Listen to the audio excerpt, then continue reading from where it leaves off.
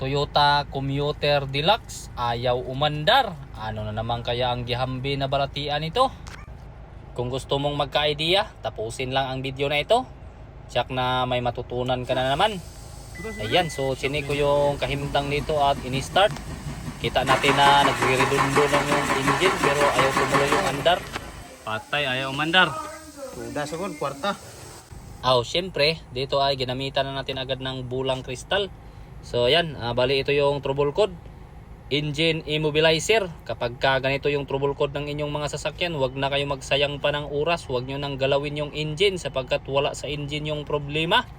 Ito na, inilagnot na laibot na agad ni Matsuki itong napakaliit na box na to. Ayan ito yung tinatawag na immobilizer. So yan, pumasok tayo dito sa napakaliit na kwarto ni Matsuki. So ang gagawin natin ay kuha tayo ng test parts. Ayan, so papalitan natin tong napakaliit na box na to. Yan so mayroong kinuha si Matsuki na parts, brand new to. Ayan, so balik tayo dito. Nag-fast forward na ako dito. Basta pinakita ko na itong parts na to yung papalitan natin kapag ganito yung trouble code at ganito yung problema. So kinabit na agad ni Matsuki. Fast forward agad. Ayan, so tapos nang mapalitan ng computer box, immobilizer box pala. Siyempre, kailangan natin ng programming dito. Kailangan, so zero key. So wala pa siyang susi. So kapag ganito yung problema, ganito yung gagawin, hindi na kaya ng DIY to kasi kailangan to ng mamahalin na bulang kristal. Ayan, so kita nyo yung mga pinagpipindot-pindot dyan. Basta ganyan yung gagawin. Ayan so yan, immobilizer programming, key programming. So ang gagawin dito, pagkatapos ma-program ang susi, i-program yung ECU. Ayan, so fast forward tayo nito kay hindi man yan kayang i-DIY.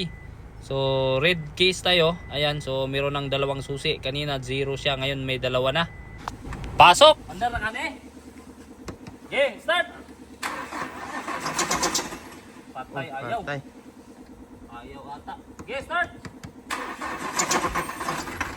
Wala. Tudas. Mandar na bay, very good! Kwarta, Good kwarta. job! Okay. Mandar na Good. Boss, kumusta na? Mandar na? Tagasan kayo, boss? Kalian. Magadian?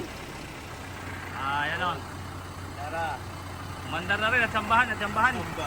Isig lang pala.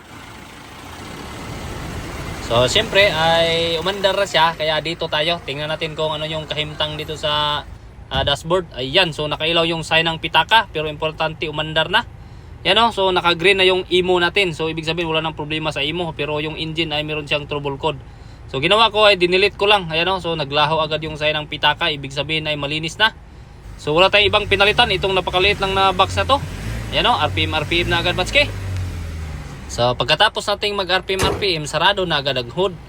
Yan, so umatras na ako dito na nakauna yung Abante. So tara, samahan nyo ako mag-test drive tayo. So yun guys, ganun lang kabisig yung ginawa natin. Replace immobilizer. Pagkatapos ay ito, test drive ng dahan-dahan na tayo. Ayos, ito. So yan, 120 lang yung takbo, goods na.